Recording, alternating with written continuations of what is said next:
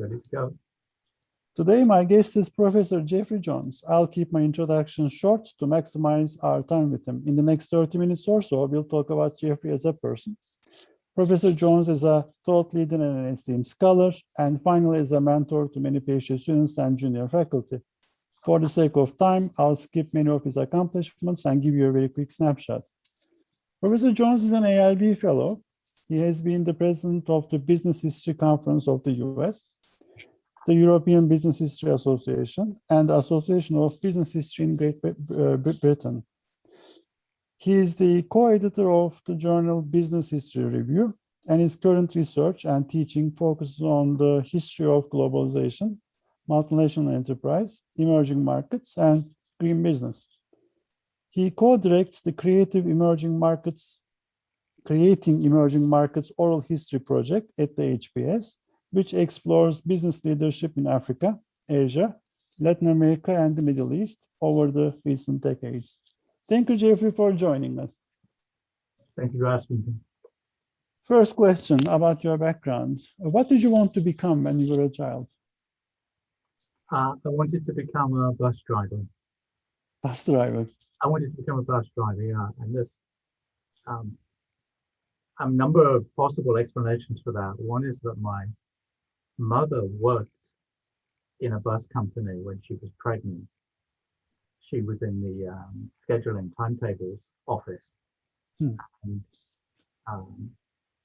where did you grow up? it turns out, sorry? Where did you grow up? It's in Birmingham, in England. It turns out that the first word I said as a baby was bus. I stood up and pointed at a bus. And ever since then, I've had this thing about buses. I've extended my horizon to trains, airplanes, but I'm very interested in public transit. I'm very interested in scheduling. So I think I was like conditioned from when I was in the womb to have this hobby. Anyway, I couldn't make the grade. I did apply for a job to be a bus conductor, because at that time they still had people giving out tickets. But I couldn't get the job, so I went to university instead. So that's the sad story. Yeah, it is their loss actually. But what was the qualification to be a conductor? Actually, I think you had to have done like training on the job. So when I went, I said no, I hadn't had any experience, but I'm dead keen, and they just didn't want to train me. So, yeah. Otherwise, my life would have been different. Yeah, it would.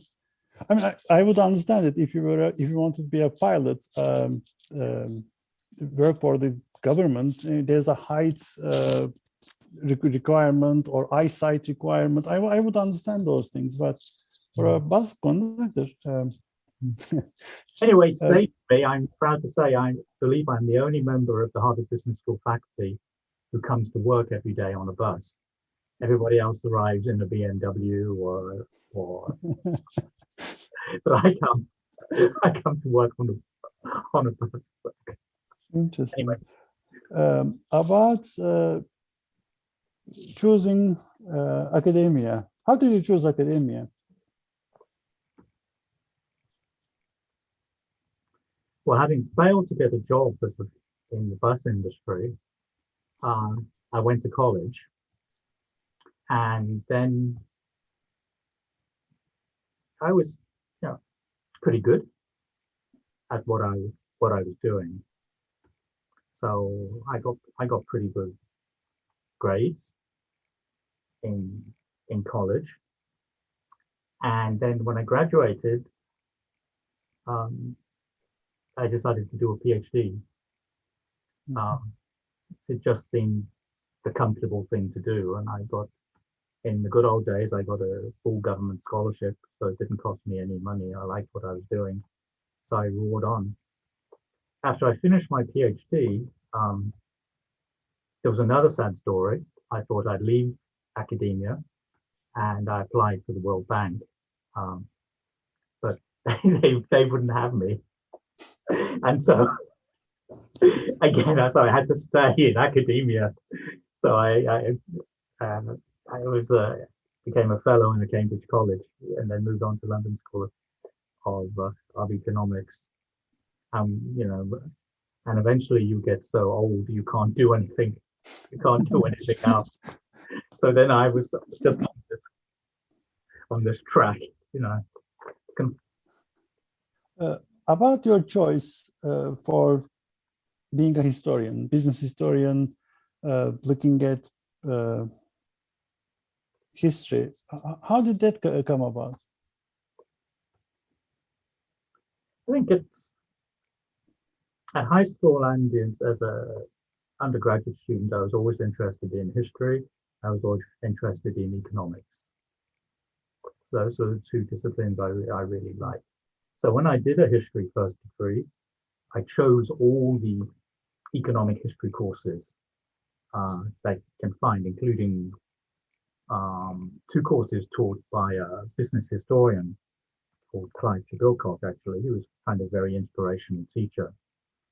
So as often happens, you know, I talked with him and to others about good topics.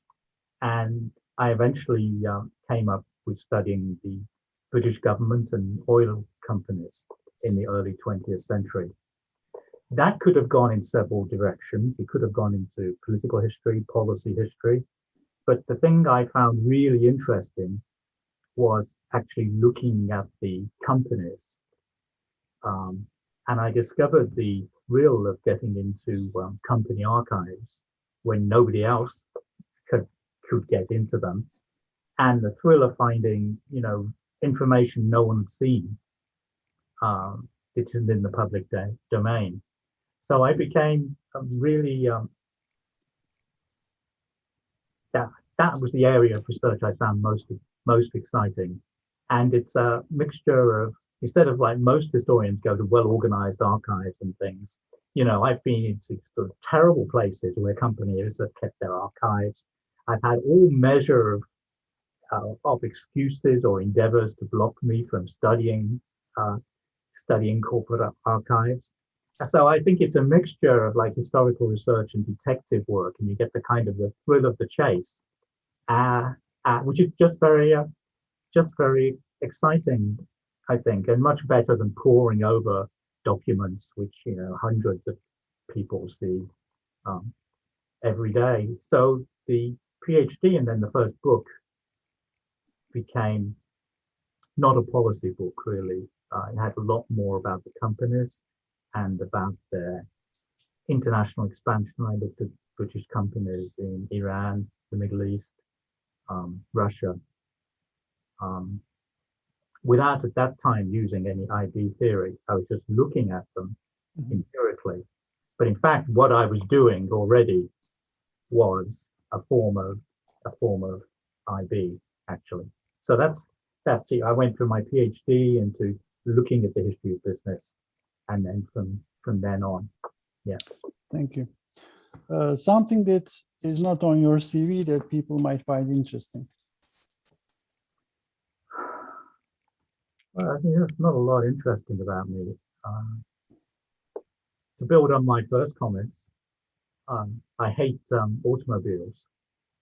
I haven't driven a car for 30 years. And I strongly dislike getting into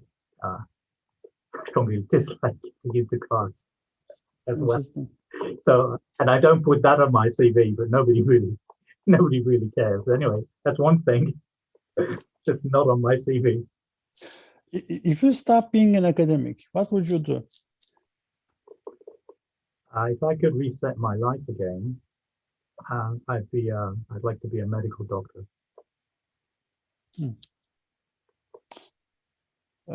Regrets. Have you got any regrets? Regrets. What is one thing you wish you had done or you would have done but you didn't? Well, probably be a medical doctor. That's it? Yeah, because as I've seen life, I think I've seen like so much suffering and so many bad things in the world. And I feel that as an educator, all I can do at the very best is to try and influence the next generation to do something good for this world. And that's, it's a kind of very indirect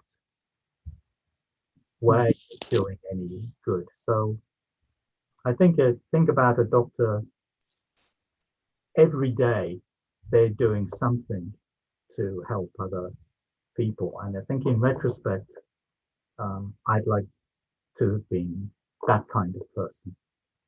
So, Thank you. What are you most passionate about?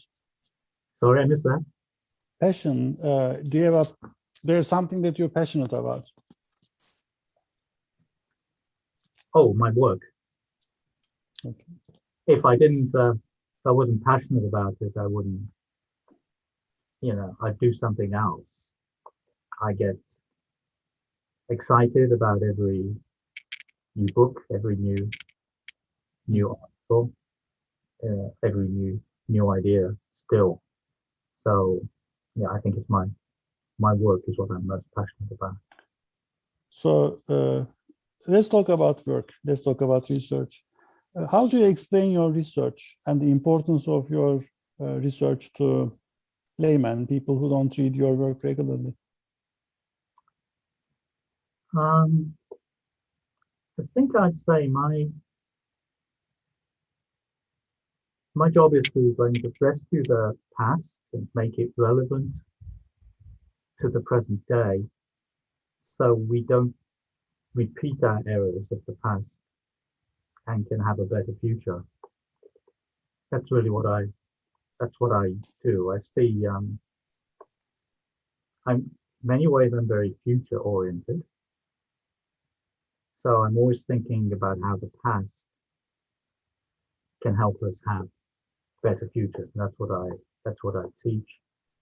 That's a lot the point of a lot of my research too. About the future of the field, I want to ask you, for instance, what are some of the things that we have omitted or not emphasized enough, things that we should have done more of in IB research?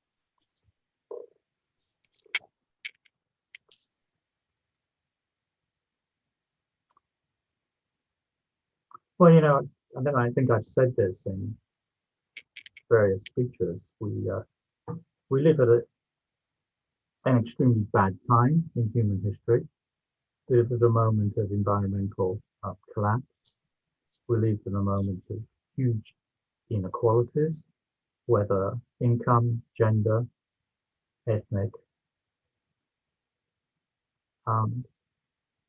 And these and other grand challenges, multinationals are at the center of many of the problems. They also have the potential to be at the center of the solutions.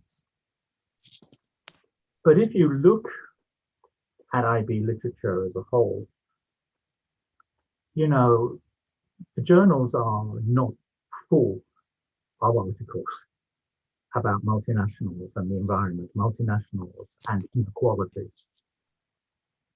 Some articles, yes, but not really.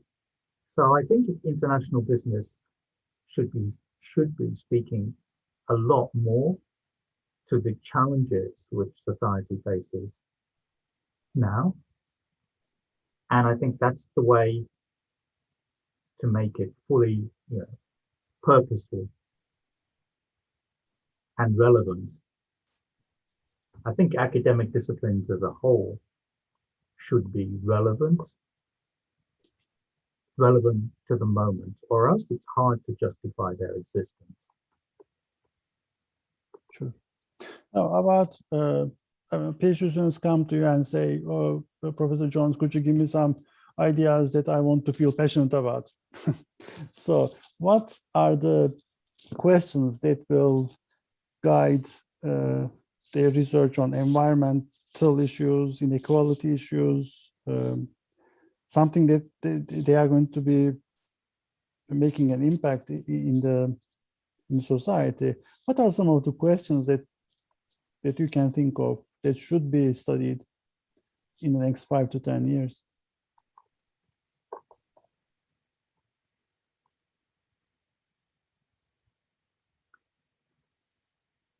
I mean, one very important question is tax avoidance by multinationals.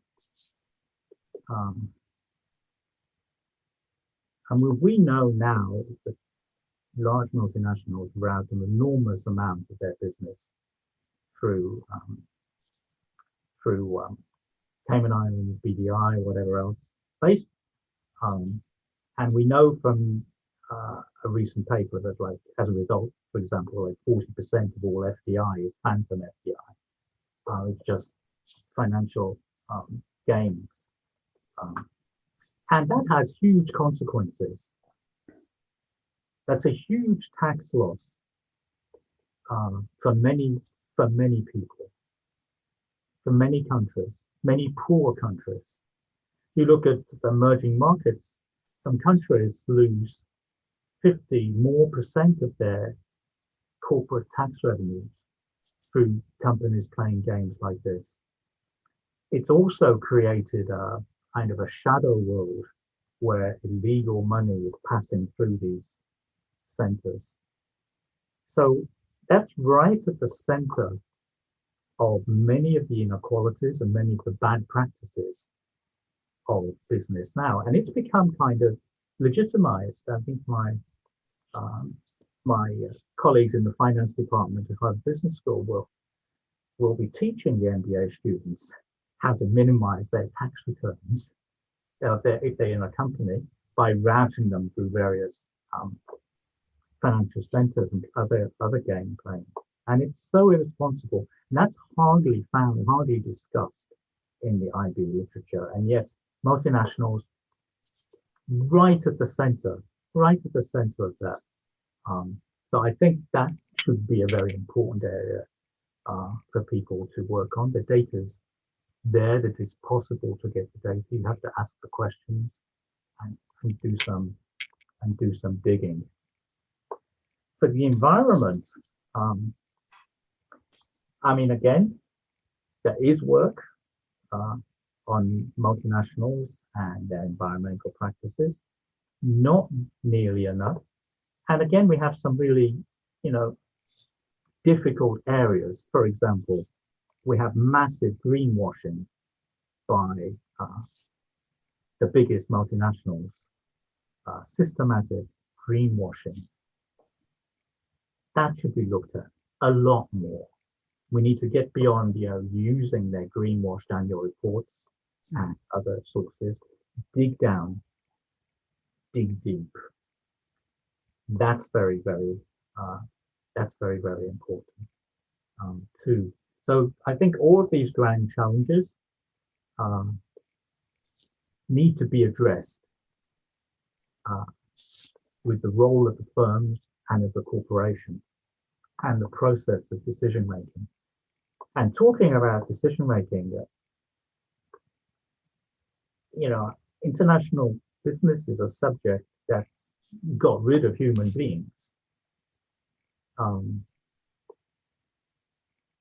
And yet human beings are the ones taking these decisions about greenwashing and about tax avoidance.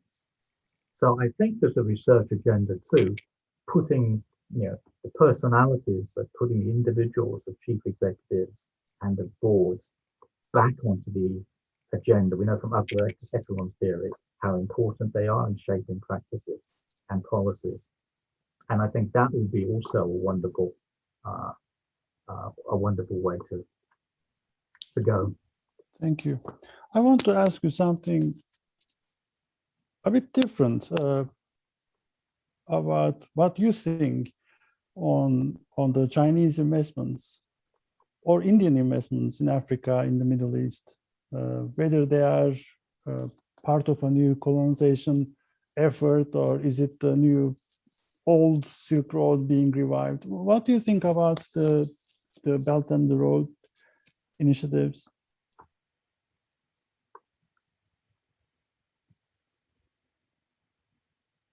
I don't know if the term new colonization, it's quite a subjective term. I mean, what we are seeing, of course, is the emergence or the competition of different forms of capitalism. And in China, or in the Gulf for that matter, we have a form of capitalism in which state policy is extremely important part of the story in a way that it's not, say, in the United States. So I think the Belt and Road is, there are clear government objectives and there are clear corporate objectives. I don't necessarily see it as colonialism. I do see it as part of the process we're seeing of China rewriting the rules of the game away from rules that were established when Western powers were dominant. And this is happening, across the board in multiple places, in technologies and other things. It's a kind of, taking on my historian's hat, we are going back to the world of like the 17th and 18th century, right, where China and India were the major manufacturing countries in the world, and they were major centers of technology. So I think it's just part of this reset process. Thank you. China had a very bad time over the last 200 years. Things like the Opium Wars were outrageous. They're largely forgotten about in the West, yet they're not forgotten about in China, I think. And I think this resetting of the world order is understandable, even if some forms it takes are not perhaps optimal. Thank you. About the culture of IB scholarship, how it evolved from what it was early on and what it is now. What can you say about that? I think it's, my personal take is when IB scholarship got going, it was very exciting, big question type scholarship, and whether it's Dunning, whether it's Vernon collecting this giant database, whether it's Buckley and Casson asking, why do multinationals exist? Why not use the market? You have these really big questions, right? And what's happened over time is a narrowing of ambition, more and more sort of incremental type of work, and the kind of really big questions not asked, and they're not asked in particular, I think, by younger scholars. I think it's and there's a reason for that, of course, and the reason for that is because the academic profession works to stop people asking big questions. It's like the refereeing process, the promotions process, all of that rewards incremental work. It rewards people who get the methodology right, rather than the people who ask transformational questions. So IB is not alone in that. You can look across the management disciplines, I think, and find the same phenomenon. So I think this is, and in some ways IB has done better, I think, than some other areas of management. So I see this like narrowing of ambitions, and I would like to see a bolder ambitions. But people have got to step up. People of a certain age like me, have to step up and encourage young people who are going to have the best ideas to have to encourage them and protect them if they come forward with bold and transformational ideas, I think. And we do that as editors, we do that on promotion committees. We can do other things. We should reward the unconventional, the people who think out of the box a lot more. Thank you. About advice and mentoring, you mentioned about your mentor in business history. Who had the most influence on your intellectual development over the years? Well, I mean, top of the list is Mira Wilkins, also an AIB fellow. Mira Wilkins was the one who pioneered looking historically at multinationals. So she was the first business historian I read. I contacted her already when I was writing my first book. And in those days, we had to write letters to one another or have phone calls or something, right? And so letters flew across the Atlantic. So she's always been, and she continues to be an inspiration for me. So she is the doyenne, and her early books, later books, but her early books are amazing and transformational. I think in 1970, 74 books. So she's always a role model for me in terms of, deep engagement with the materials, thinking about what it means, writing generalizations. So top of the list is Mira. I'd say secondly, Mark Casson. After, I spent my 1990s at Reading University, and Mark was very influential in helping me to think more conceptually. We both had a strong view that history and theory needed to be interact off one another, and both sides would benefit enormously from that. And I think the decade I spent in Reading, in the economics department in Reading, was highly impactful in how I frame questions and think about questions and the language that I use.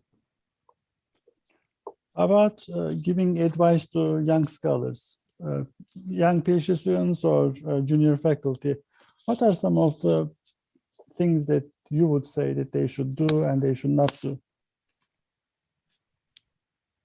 I think they should have courage. It's very easy to do something very incremental. Very easy to get another data set and then run some regressions on it, but it's not going to change the world. So I think courage, and people, examples I've seen of that courage have actually been rewarded as well. And in a time of very competitive job market, all of that, I think, it even gives you a competitive advantage if you've done something really different. So I think that's really, really, really important. I always think learning to work with other people and appreciate other people is a tremendous skill. That requires humility, some degree of selflessness as well, but the rewards are just enormous. I've benefited so much working with other people of all types, whether they are senior professors or MBA students and everything in between. I just learned so much. You just have to, you just have to stop yourself thinking you're the one who knows everything and just listen to what people are saying. And so I think collaboration is tremendously important, and boldness. Thank you. For the sake of time, last question. What is one question that I should have asked you but haven't?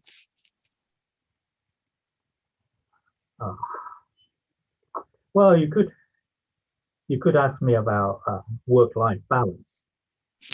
Very good. And I would only say on that I'm like in many things a total failure.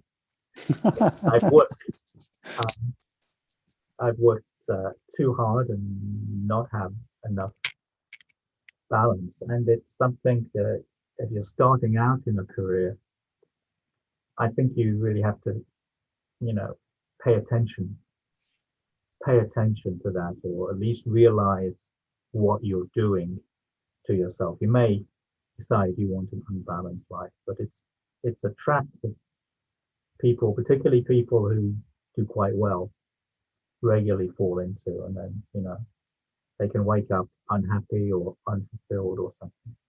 So it's definitely worth taking advice, standing back, thinking about what you want out of life, what you really want out of life before it's too late. Thank you so much for your time. I learned a lot. This was very interesting. Thank you. Thank you for your time. Thank you for asking me.